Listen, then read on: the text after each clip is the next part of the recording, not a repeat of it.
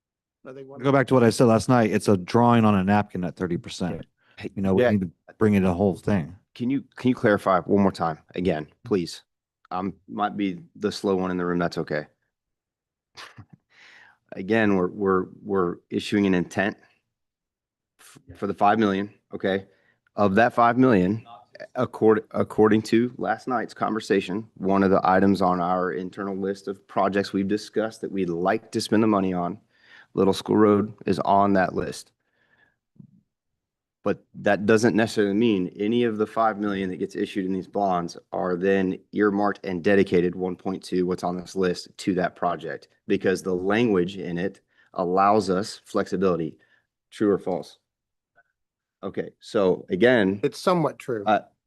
Well, no, so again, it is true, because if we get a grant to finish to pay it off, so we can roll that debt okay, over to another project. and I'll be the slow one. Let me slow walk this. Okay. Again, for tonight, the question for each one of us is to decide if we are comfortable with the resolution and the language that's in it that allows for said flexibility, that we're expressing the intent to move forward with the bond issuance, right? That will allow us to fund projects that align with the language specifically written in the resolution, That's very true. which allows for flexibility if anything on this list at a later date we disagree on or decide we don't want to do, but we still have that funding for other projects that we may choose to discuss. So again, I'm just trying to bring us back up and back to where we're supposed to be. I think that we're kind of getting in the weeds again. I think that, again, I said earlier, all of this is great conversation we need to continue to have. And I'm all for more workshops and discussions and meetings to discuss those things. But I don't think we're getting kind of lost in the weeds in terms of what the money can and will be used for. Whereas tonight, we've identified, it's been answered. There is a great deal of flexibility in terms of the language that's in the resolution. Little School Road, so far as I'm understanding, is a moot point right now, and that conversation could be had at another time. And I disagree. And you and I disagree all the time, so that's great. Is that we don't just issue bonds by saying, well, it'll cover the tax rate because we can issue 5 million. I mean, I don't know if it's necessarily getting into the weeds. No, but to your point, that's why my first question for the evening was, can we postpone this can we Right, kick this out? I do think it's also, it's not into the weeds that we're going, where are we spending this money if we're going to go borrow it? Because we can borrow 5 million, doesn't necessarily mean we should borrow 5 million. My response to that would be, we should have as many meetings as it takes every night from now until whatever that deadline is to make that right and feel more comfortable. For me personally, speaking for myself, based on the conversation we're having, I'm comfortable because I know for a fact we have many projects and That is many very needs in this true. community. And anybody who's been reviewing some of the surveys, the requests of the people, the complaints that come in about our infrastructure, the reports that we've received At from the work session, we just. work session. So point being, I know there's a need. If I have confidence in what we're being presented today, and that it's not going to put us in a challenging position financially. And I think that's essentially what we're here for. So I mean, I'll meet every day because I like you so much. I know, I appreciate the debate. What I was trying to ask for is, if we have any doubts, let's discuss it now before we start down this Yeah, path. that makes I'd rather do it now than get halfway and quit. Well, right. And I agree with you. Doubts on whether or not we're comfortable with our financial standing. The rest of it, I'm speak for myself again, but I'm pretty sure we all have our own opinions on which projects should receive priority and why. Yeah. That's a much longer conversation, and I'm sure there's a lot of doubts and points to be made there. Ms. Bear, if there's nothing else, I'd like to call the question then. Well, we haven't got the item B yet. This is still the number one item is the bond issuance presented by Samco. We haven't gone to part two. No, I So think Jacob has. I think we bled over to two, though. Of his spreadsheet here. Jack, was there more you wanted to cover on your spreadsheet? I did have a question for Director Horton. I'll let you kind of spend some more time on this if you want to.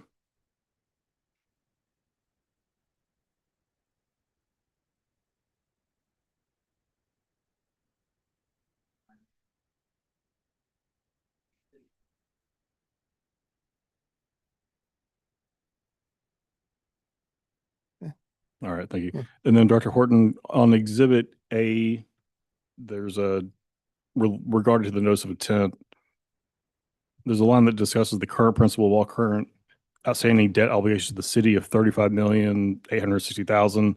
and that the combined principal and interest required to pay all debt is 49,550,000 and change. Is that number including the 5 million that we would potentially issue tonight, or both of these numbers, or is the principal number going to go up to 40 million if we go forward with this debt issuance?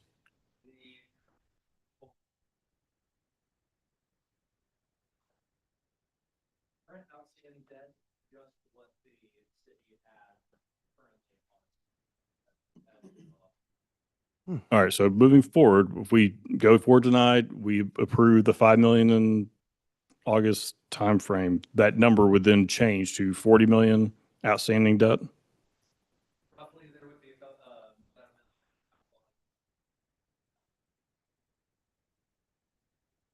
Okay, thank you. All right, so should we move on to item 2, resolution 647, authorizing notice of intention to issue certificates of obligation of 5 million for various projects? Mr. Mayor, I think we've done enough debate, so there's no other items that we should discuss. I suggest we call the question. I think I need a motion. Mr. Point of Mayor- order, Jeff, I need a motion. Mr. Mayor, I make a motion to approve resolutions number 647. Do I need to read the whole resolution? Lawyer man.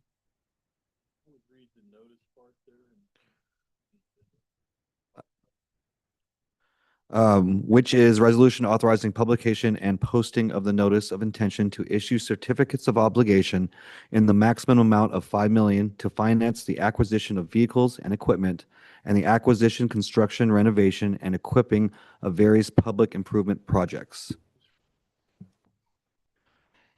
All right.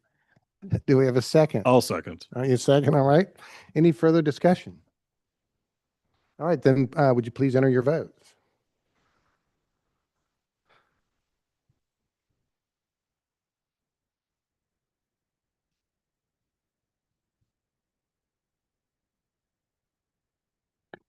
Mr. Mayor, the motion has passed 5-0.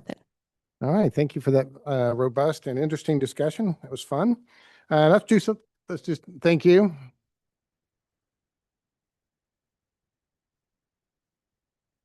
All right.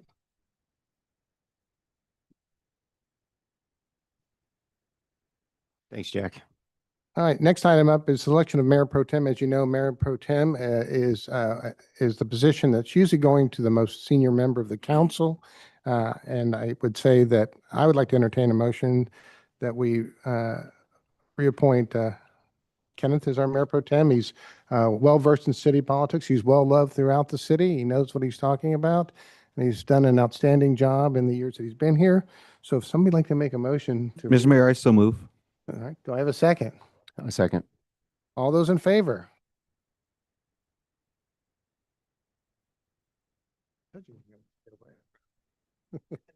I know, right?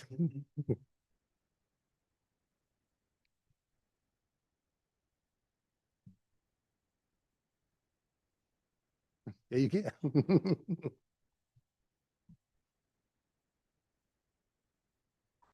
Mr. Mayor, the motion has passed 5-0. All right. Congratulations. Nice to see you back in the position. All right, next up, item 2026 agreement for alternative municipal court judges. Who's this in charge of? Who's doing this?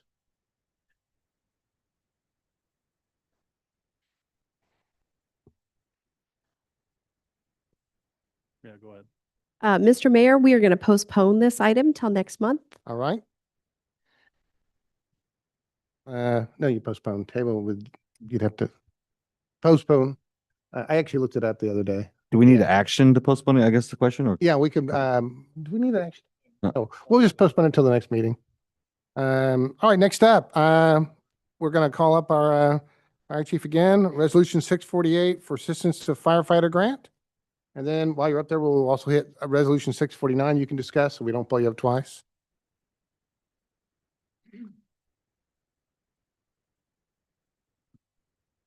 Okay, so this is for the assistance to firefighter grant. And you have in your staff report that we're going to be submitting up to $400,000 request. to FEMA through the Department of Homeland Security to request those funds towards fire equipment, as well as AEDs, portable radios, and personal protective gear. All right, don't go anywhere. Any questions for the chief? Entertain a motion to approve resolution 648. Mr. Mayor, I so move. I have a, I will second. all right, any further discussion? Oh, please enter your vote. Okay, thank you. Don't go anywhere. Ready for the next item? Are we ready for the next item? Mr. Mayor, the motion has passed 5-0. Sorry. All right, there we go. Oh, let's try 649 then. Okay, this is also from FEMA. It is for a fire prevention and safety grant. We are putting that towards programs for public education. We are looking at some fire investigative equipment as well to go with our fire marshal. Any questions for the chief? I'll entertain a motion. A smaller amount, but we're still seeking that approval of request for funds. Entertain a motion for resolution 649. Mr. Mayor, I so move. Second. Any further discussion? If not, please enter your vote.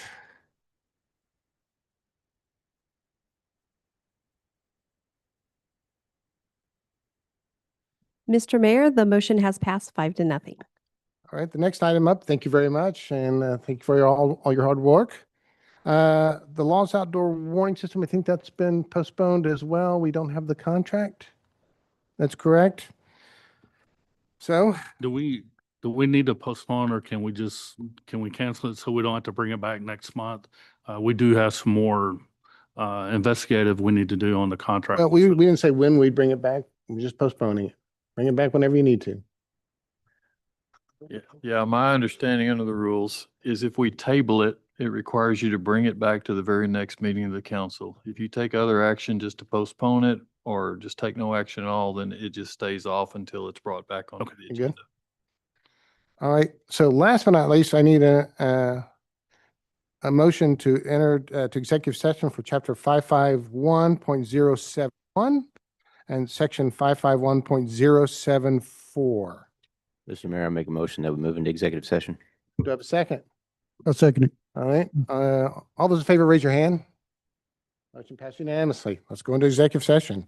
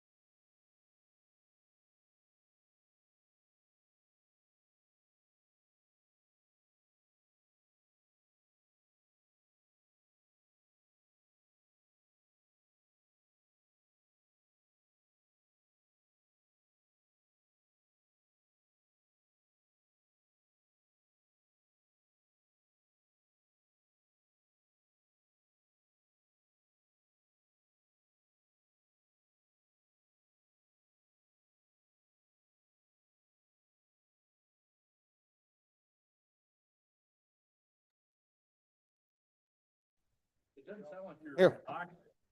No, you're not. Yeah, it's on. Do this thing all over again. Okay. Is this better?